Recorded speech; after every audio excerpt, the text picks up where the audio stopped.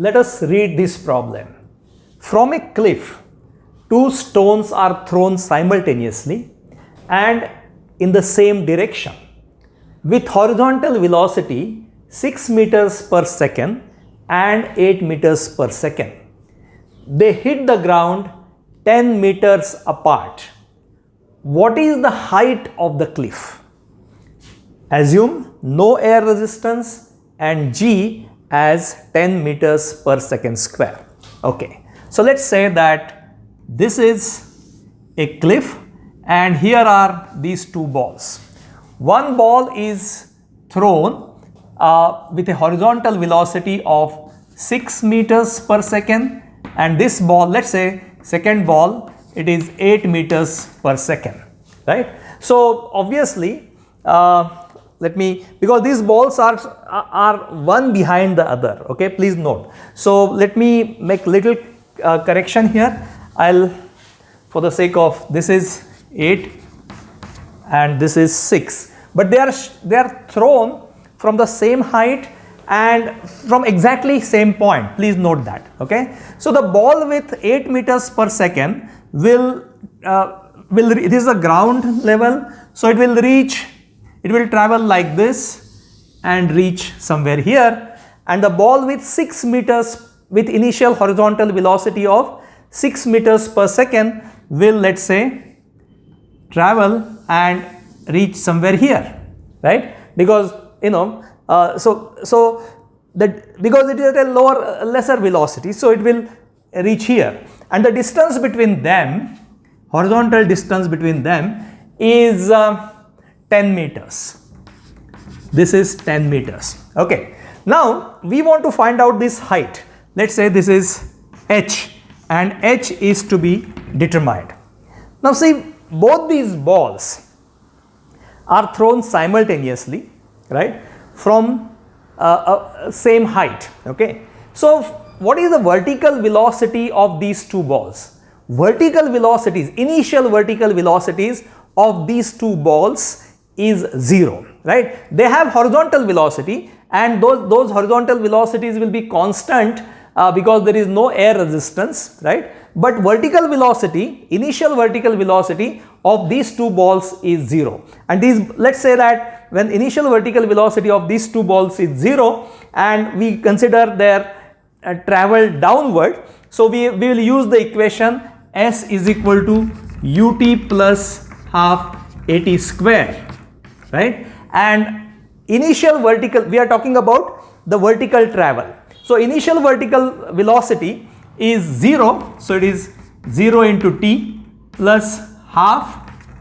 A is acceleration, and we are considering downward as positive, it doesn't matter. So acceleration downward as positive, it is 10 t square, right? So what you get is S is, you can see here, this is 5, so it is 5 t square.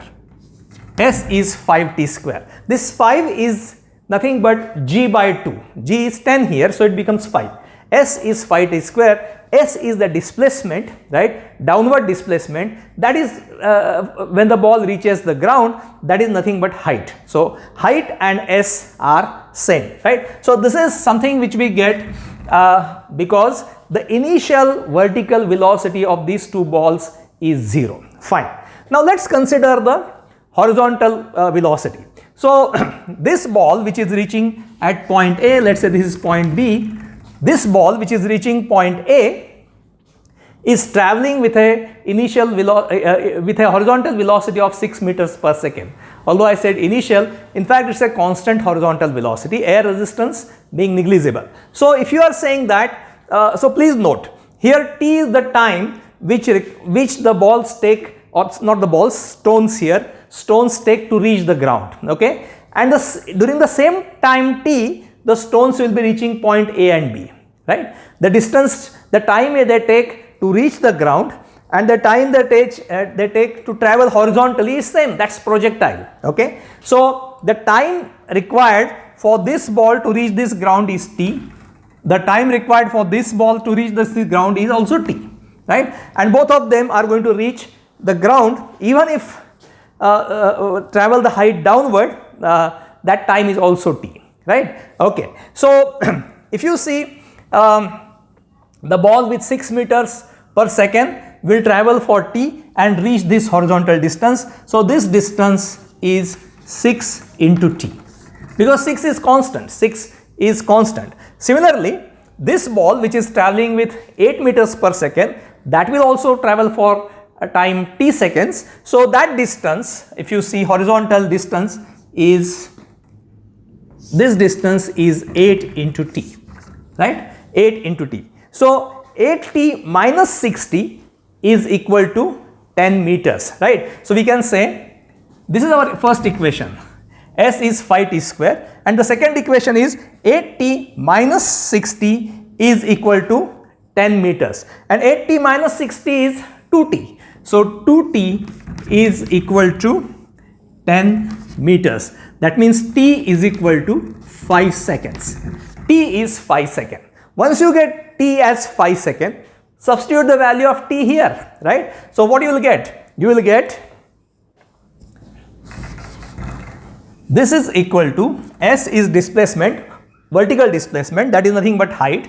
So it is 5 into t square, t is 5, so it is 5 square, right? So it is 25 into 5, it is 125 meters. So this is the vertical displacement 125, which is nothing but the height h. Okay, so thank you.